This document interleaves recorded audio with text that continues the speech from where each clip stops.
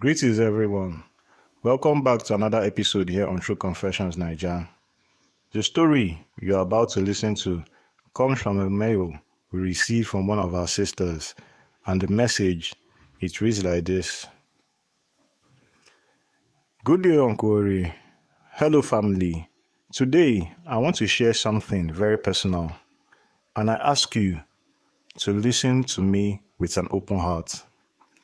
I am telling this confession not because I am proud, but because sometimes life forces you to walk through darkness before you can even dream of seeing the light.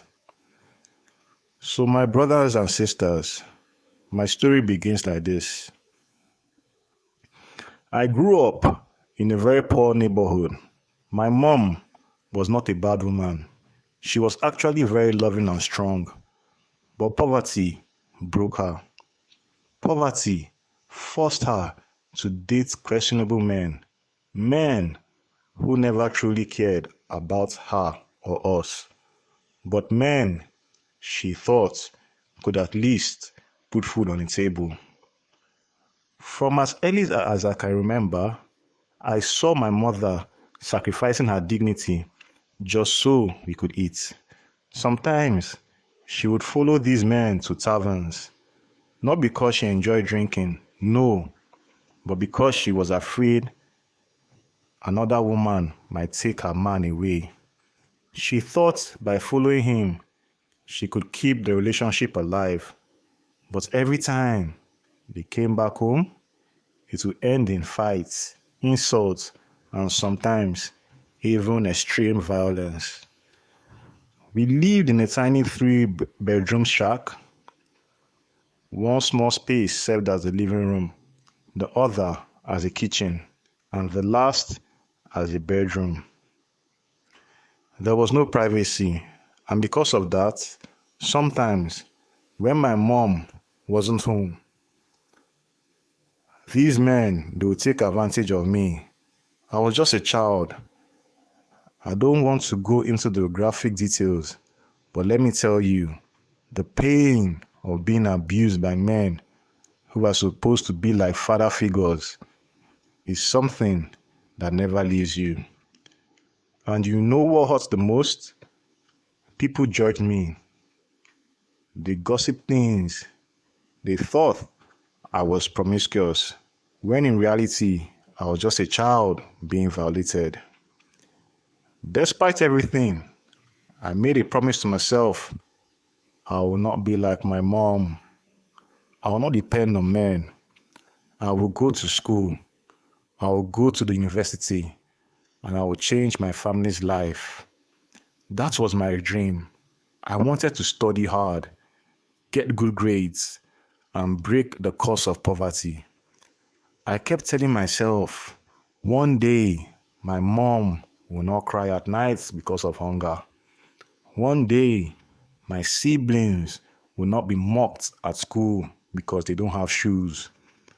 But life has a way of breaking even the strongest dreams.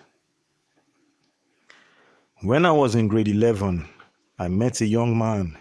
He was working. He looked responsible and he promised me love. He told me he would protect me.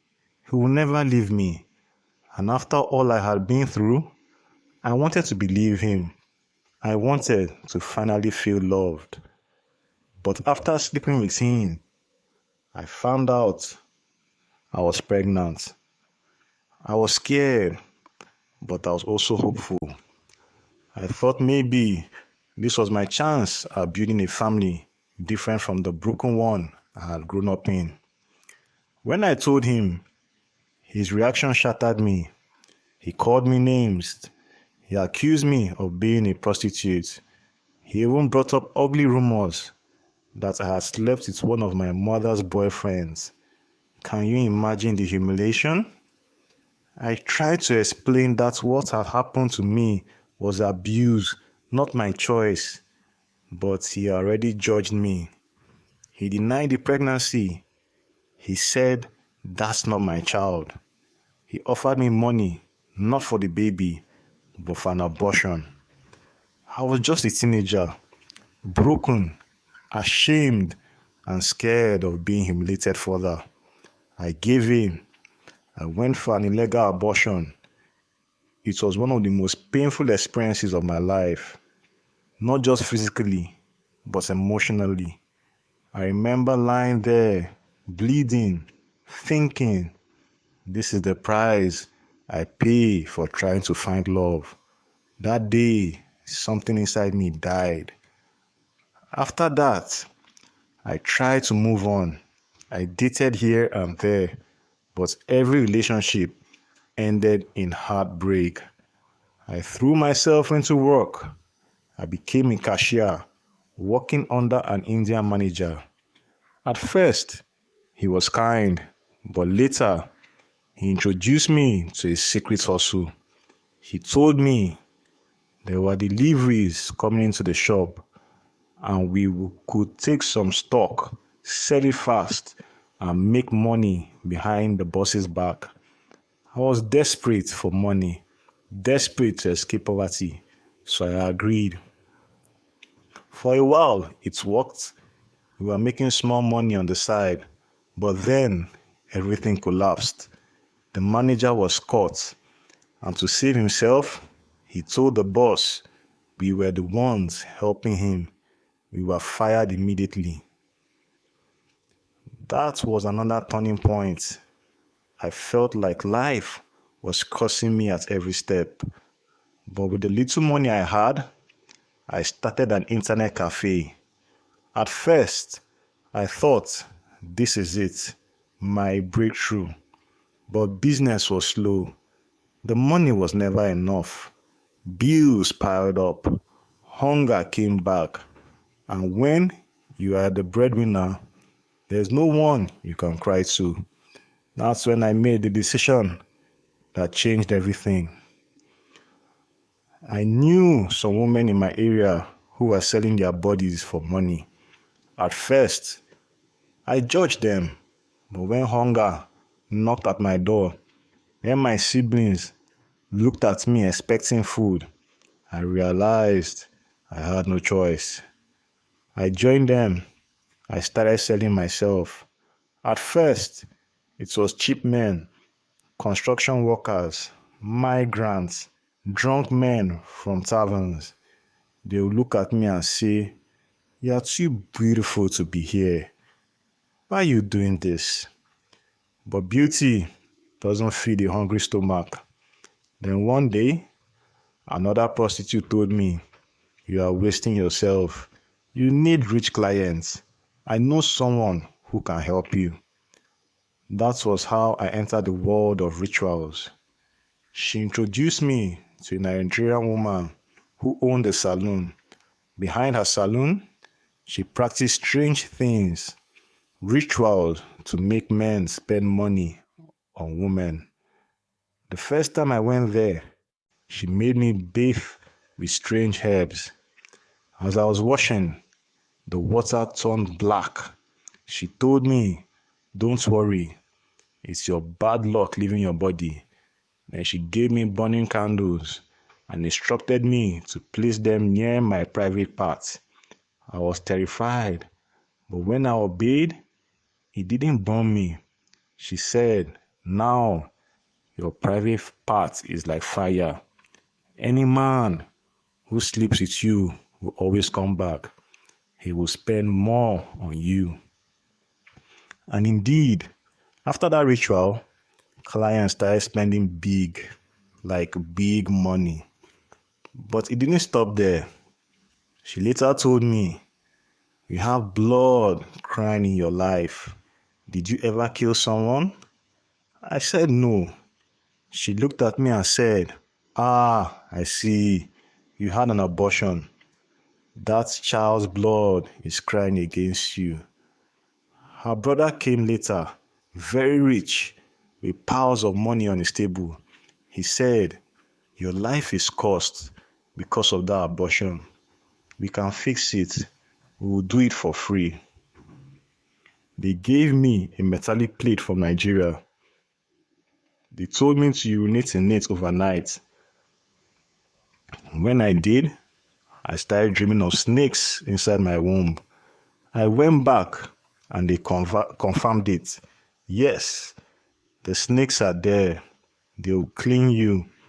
They'll live inside your womb forever. That is the price for taking a life. From that day, my life changed completely. Whenever I decide something expensive, a car, land, money, the snakes inside me would move. The pain would begin, worse than childbirth.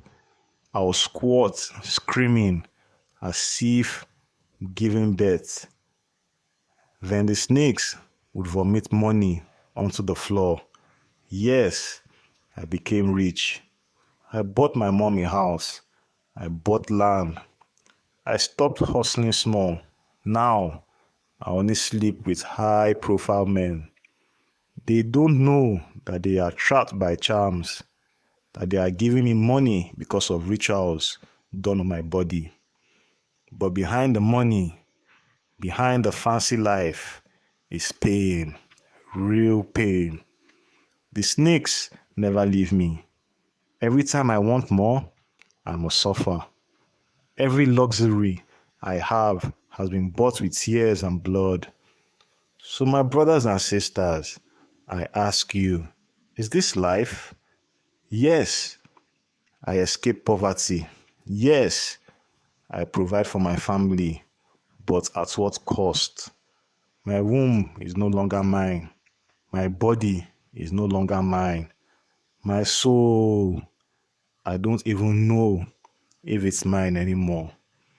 People see me driving big cars, living in a nice house, and they say she made it. But they don't know that every coin I touch comes with pain.